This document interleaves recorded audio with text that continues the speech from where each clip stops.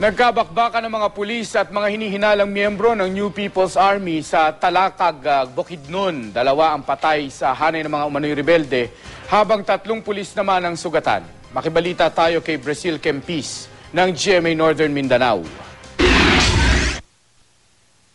Simula ng mga tanggap na impormasyon ang pulisya tungkol sa mga umano'y gumagalang rebelde sa Barangay Sagaran, Talakag, Bukidnon, nagsimula ng magpatrolya roon ang ilang pulis.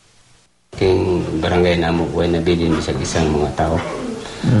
Karon matikda na po namo. Mananapoy gasulod nga di namo kailan.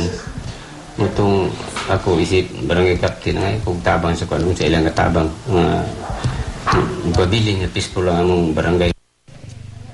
At nitong Miyerkules ng hapon, natsyempohan ng mga pulis ang umano'y miyembro ng New People's Army na naliligo sa isang sapa.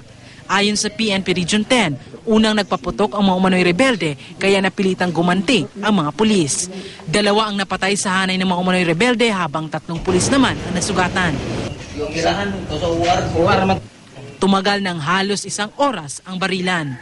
Nakuha mula sa mga napatay ang isang M16 rifle, kalibre 38 baril at ilang bala. Sa ngayon, naka-red alert ang pulisya sa lugar.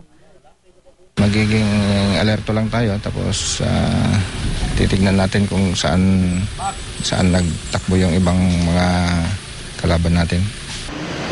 Patuloy namang nagpapagaling sa ospital ang mga nasugatang pulis. Binigyan din sila ng medalya ng PNP Region 10.